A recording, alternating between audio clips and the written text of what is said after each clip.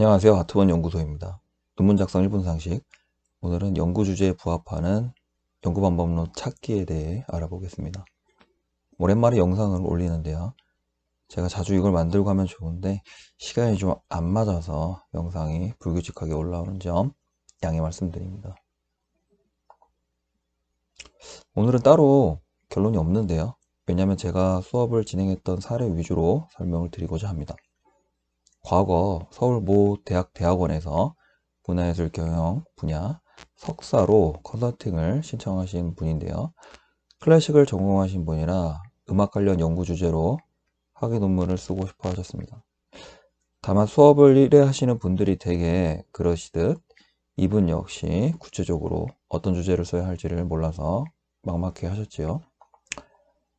네, 이때 실력이 우수한 지도 박사들은 자신이 쓸 수 있는 방법론에만 맞춰 연구 주제를 잡아들이는 게 아니라 학생 고객 입장에서 쓰고 싶은 주제에 맞춰 연구 방법론을 제시한다고 예전 영상에서 말씀드린 적이 있는데요.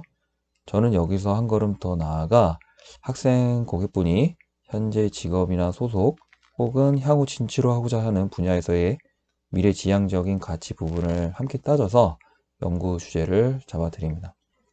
반대로 실력이 좀 부족하거나 고객을 대충 빠르게 졸업시키려는 그런 지도 박사의 경우 설문지를 활용한 회귀 분석 방식의 양적 연구를 가장 먼저 추천할 텐데요. 이렇게 하면 기존 이론적 배경이나 질문지 같은 부분이 이미 선행 연구에 잘 정리되어 있으니까 그런 수고로움을 줄일 수 있는 거죠.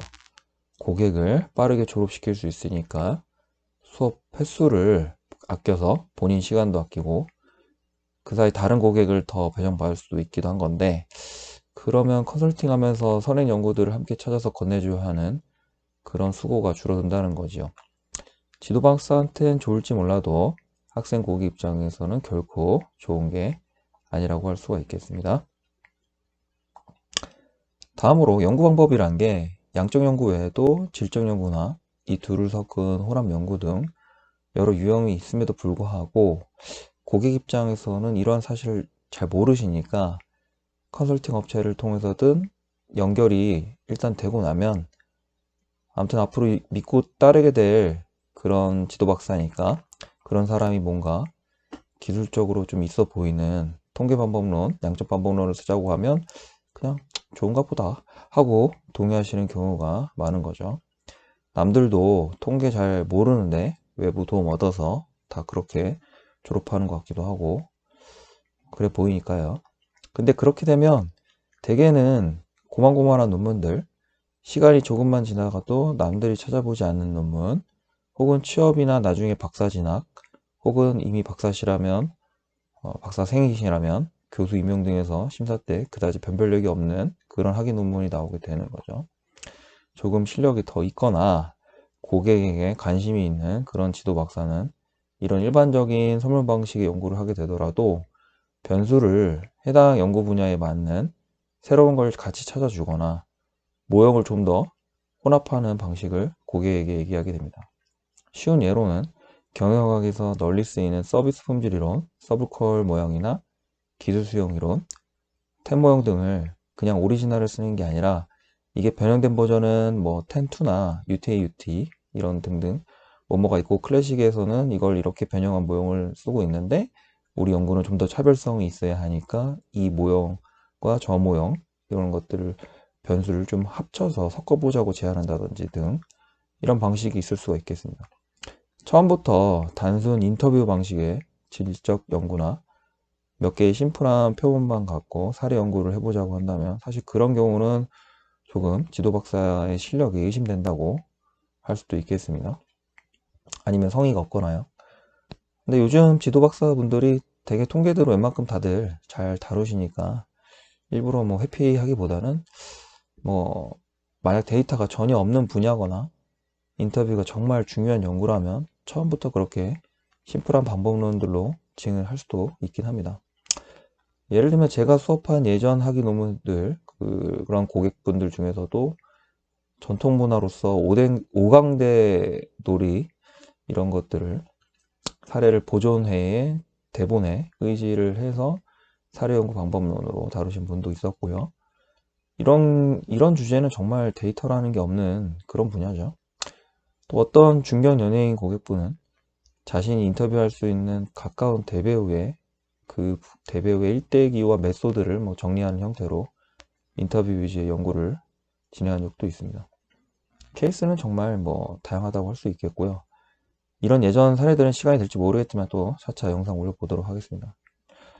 아무튼 오늘은 바이올린을 전공하신 분 사례인데, 과가 예술경영에 들어가고 본인이 오케스트라에 소속된 분이라 정기 공연이나 이런 걸 많이 하다 보니까 관객 모집이나 홍보 같은 경영 쪽에 관심이 많으셨습니다. 교육도 이제 같이 하시고 있는 분이다 보니까 학생들, 수강생들을 모집한다든지 이런 것들에도 적용해보고 싶다고 하시고요. 너무 뭐 구체적인 논문명이나 변수명 등은 말씀드릴 수 없는 점 양해 바랍니다.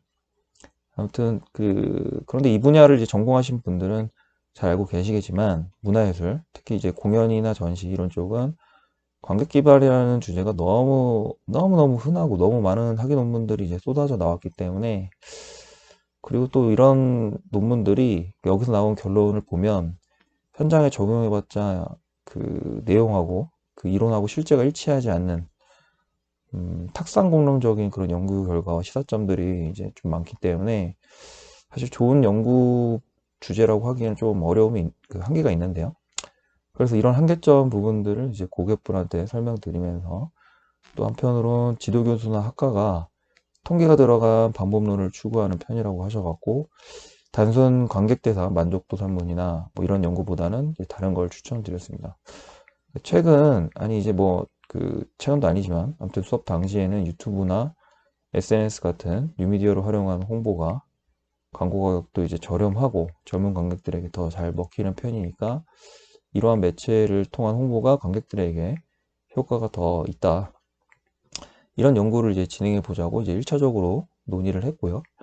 그런데 이것도 매체가 새로워졌을 뿐인 거지, 매체가 대상이 달라진 것 뿐이지 아주 신선한 연구는 아니고, 또 클래식에서 SNS를 다룬 연구가 적은 것일 뿐이지 다른 분야에서는 이미 이런 연구가 많이 이제 시도된 상태였으니까 여기서 한 번 더 디벨롭을 할 필요가 있었던 거죠. 그래서 계속 선행 연구 같이 찾아보고 논의하면서 최근에 이제 B급 홍보물, 즉 뭐 감성 이슈 같은 것들이 이제 부각되고 있는 데다가, 클래식은 예전에 이제 디토 같은 그런 남성 뭐 일종의 아이돌 같은 클래식계의 그런 그룹이 젊은 여성 관객층을 대상으로 한 공격적인 마케팅이 새롭게 이슈를 좀 끌었던 적이 있어서 시의적으로도 이제 나쁘지가 않았었습니다. 그래서 결국 감성 요인이 많이 들어간 동영상 홍보물이 이제 그렇지 않은 동영상보다 관객들의 이제 관람 의도를 더욱 자극할 거라고 이제 보고 실험 연구를 진행하게 되었죠. 결과는 이제 예상대로 순조롭게 나왔고, 세부적으로는 좀 뭐 흥미롭게 기대하지 않은 부분에서 채택된 것들도 있었습니다. 이러면 연구가 좀 더 이제 재밌어지는 거죠. 뻔한 예상대로만 채택된 게 아니라 그 정적 채택 예상치가 이제 부적으로 나왔기 때문인데, 이런 유의확률 같은 통계적 부분은 다음에 기회가 있으면 또 말씀 따로 드리기로 하고요. 아무튼 고객분도 처음에 통계도 전혀 모르시는 상태에서 동영상 실험 처치물까지 작성해야 한다고 하니까 많이 걱정하셨는데, 사실 반복적으로는 크게 어렵지 않고요. 요즘은 이제 곰플레이어에서 간단한 영상 편집도 무료로 할 수 있기 때문에 제가 리드해 드린 대로 잘 따라오셔서 졸업을 잘 하셨습니다. 물론 실험 연구가 언뜻 들으면 어려워 보이지만 여기서 말하는 광고물 실험 연구는 결국 한 그룹을 시기별로 나눠서 사전 사후로 측정할 거냐, 두 그룹 혹은 세 그룹을 서로 비교하거나 반복 측정으로 비교할 거냐, 이 정도의 차이기 때문에 통계적으로는 오히려 간단하고 쉬운 연구라고 할 수가 있겠습니다. 물론 문화예술 중에서도 음악치료나 연극치료 같은 심리학을 기반으로 통계학적으로 아주 세밀하게 들어가야 하는 연구일 때는 같은 실험 연구라도 좀 다르지만요. 아무튼 동영상을 시청할 그룹을 모으고 환경적으로 다른 요인들에 의해 크게 영향받지 않도록 통제하는 조건, 이런 것들이 더 중요한데, 그런 부분들을 결국 상황에 맞춰 세부 지침을 알려드렸고요. 그래서 잘 졸업하셨다. 통계 원리를 알면은 이제 또 쉽고 재밌게 이해할 수 있는 것들도 있고요. 실제 이제 고객분 본인도 오케스트라 조직에 도움이 될 수 있는 영상물을 만들 수 있으니까 더 잘 따르셨던 것 같습니다. 그럼 오늘은 여기까지 하고 다음에 또 뵙겠습니다. 감사합니다.